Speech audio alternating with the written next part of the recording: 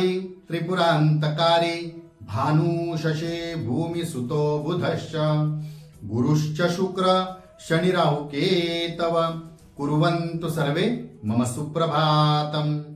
श्री गुरुदेव दत्त श्री स्वामी समर्थ। सुप्रभात मंडळी, अध्यात्म कलियुगातल्या चॅनलवरती मी वैदिक ज्योतिषी गणेश शास्त्री शुक्ल आपल्या सर्वांचे स्वागत करतो।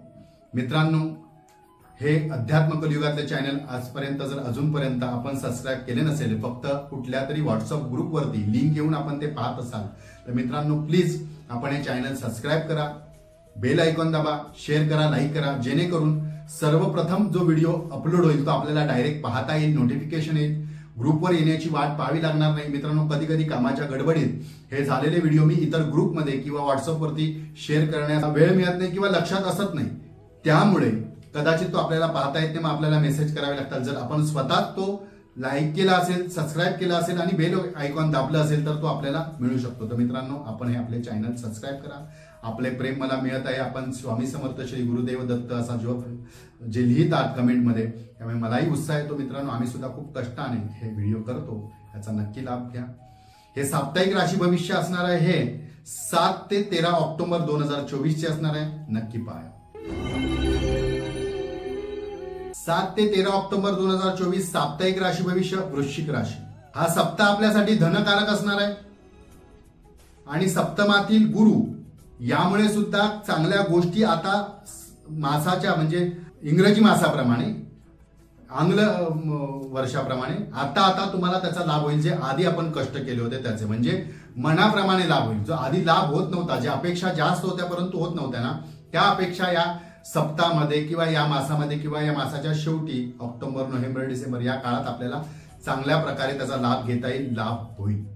त्याचप्रमाणे शुक्रही आपला अनुकूल असल्या कारणाने ज्या काही मौज मजा, ऐशो आराम याबद्दल, लक्झरीज लाईफ बद्दल जे काही आपले विचार होते किंवा लक्झरी लाईफ जगण्याबद्दलचे आपल्या काही विचार होता किंवा लक्झरीज काही गोष्टी आपल्याला अनुभवायच्या होत्या, त्या सुद्धा या सप्ताहात या किंवा पुढील काळात आपल्याला चांगल्या प्रकारे उपभोगता येणार आहे, आपण भोगू शकाल, यात काही शंका नाही। परंतु कुटुंबातील एखाद्या स्त्रीचा अपमान करणे हे आपल्या हातातून घडणार नाही, याची मात्र काळजी घ्या। किंवा पुरुष असेल, आपण स्त्री असाल आणि कुटुंबामध्ये कर्ता पुरुष असेल तर याचा सुद्धा अपमान होणार नाही, याची सुद्धा आपण काळजी घ्यायची आहे। यांच्या मन दुखल्यामुळे किंवा यांचे मन दुखवल्यामुळे कदाचित आपल्याला त्रास होऊ शकतो, मानसिक त्रास होऊ शकतो, मानसिक स्थिती बिघडू शकते, त्यामुळे आपल्याला थोडेसे नैराश्य होऊ शकते।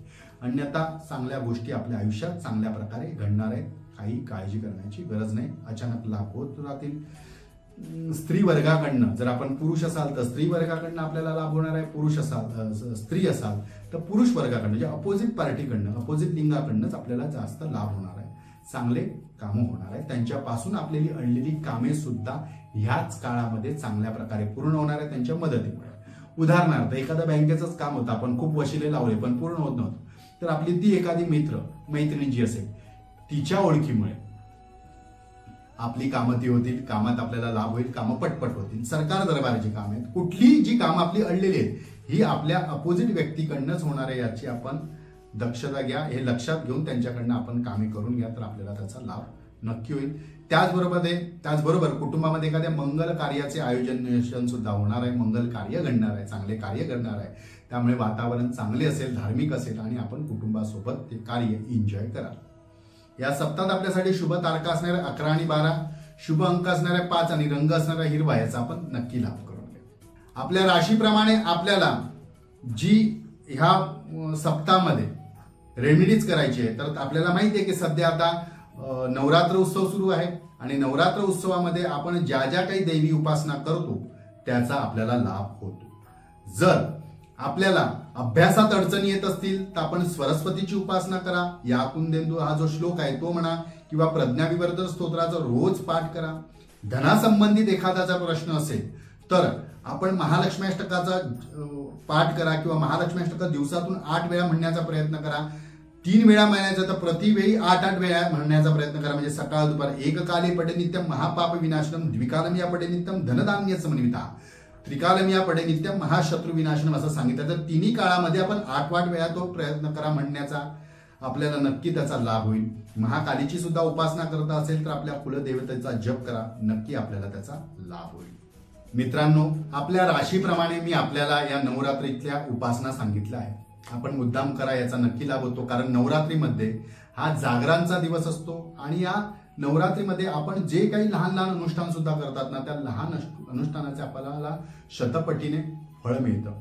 आणि ज्या काही सिद्धी प्राप्त करण्यासाठी आपण एखादी गोष्ट करताना त्याची सिद्धी सुद्धा प्राप्त होते. म्हणजे सिद्धी हेतू एखादं अनुष्ठान केलं असता त्याच्यात सिद्धी प्राप्त होते. या नवरात्रीच्या काळात तुम्ही विचार करणार नाही, नवरात्रीचं देवीचं करतात. त्यासोबत लोक गुरुचरित्राचं पारायण सुद्धा करतात, इतर देवीची अनुष्ठानं करतात, शंकराची आराधना करतात, विष्णू वल्लभाची सुद्धा आराधना करतात. तर का करतात? तर हा जो 9 दिवसांचा जो काळ आहे नवरात्रीचा, शारदीय नवरात्रोत्सव, हा फक्त देवीसाठी नाहीये, तर सिद्धी ही देवी दाता आहे. म्हणजे सिद्धिदाता ही देवी असल्या कारणाने सिद्धिकारक ज्या काही गोष्टी आपण करतात त्याचा लाभ होतो. या काळामध्ये आपण मुद्दाम महालक्ष्मी अष्टक किंवा आपल्या कुलदेवतेचा सतत जप करा. या महालक्ष्मी अष्टक जर सिद्ध झाले तर त्याचा आपल्याला भरपूर लाभ होतो लक्ष्मी प्राप्तीसाठी.